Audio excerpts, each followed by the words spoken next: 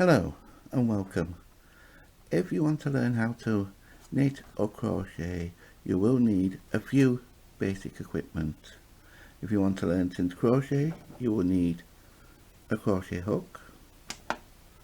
Or if you want to learn to knit, you will need a pair of knitting needles. They always recommend bamboo or wooden when you first begin to knit. And then of course there's your metal knitting needles for the ones that are more confident in knitting, and a ball of yarn. That's all you need to start. But before you can start making any project, you need to learn the slip knot. The slip knot is very basic, very easy, and is the starting point of all the projects really, unless you don't like making slip knots.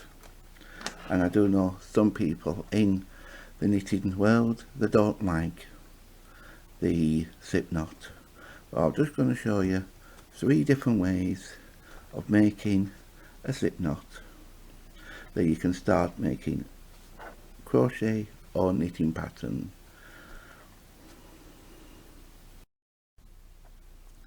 Right, first of all, let's just move these out of the way and we get the yarn. Just take a bit of yarn off there.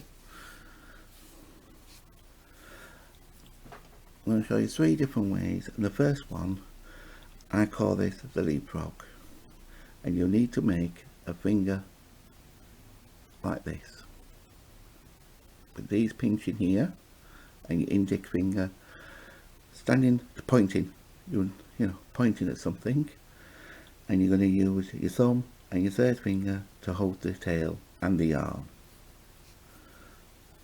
First of all, hold the yarn, then wrap the yarn around your finger twice and then hold it there. Ready? Now this is the leapfrogging. You take the back one and you leap it up over the front one. The next stage then is to take the new back one up and over the front one, off your finger and down to create a slip knot. And there you go. That is the first slip knot. I'll show you that again, not to worry. Slip knots are dead easy to poke. Just pull. So try it again. Get ready, naughty naughty, point your finger. Get your third finger and your thumb together. Hold the yarn. Take the working end of the yarn, wrap it twice around the finger, and then pinch it between your thumb and your third finger, like so.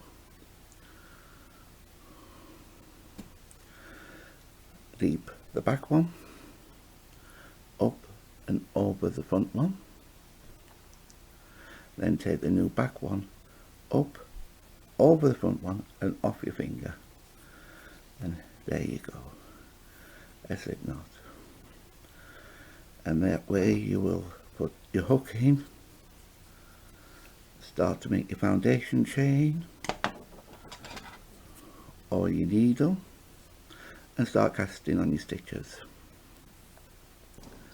And that is number 1. Coming up, the second version. Now, back again. Now this one is slightly different. I call it the crossover, and you use your index finger and your thumb just to hold the tail of the yarn like so. Put those your fourth finger and your third finger together. Wrap and wrap back up, and then hold it there. And there you go, you have a cross.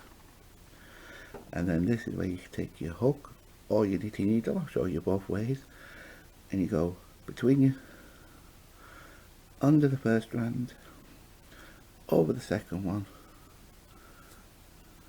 and take it off. There you go. And then you have a slip knot. Do that again. your two fingers ready, your fourth and your third finger and your thumb. Pinch the yarn, go down, round and then back up to create a cross. This time I'll show you with the knitting needle. You go under the first one, front one like so, over and then off, and there you go. Dropping the needle there, and there you go. There's your knitting needle. There is your slip knot.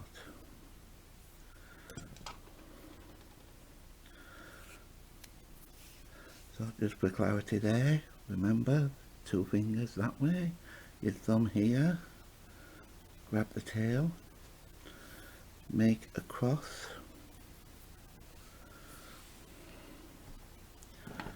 go in with the hook where it meets, pull the yarn, and there you are, a slip knot. As easy as that. Coming up is the third method. Right, on to the third method now. Here we go. Of course we're making loops all the time with these. So we take index finger, your thumb. This is just making a loop.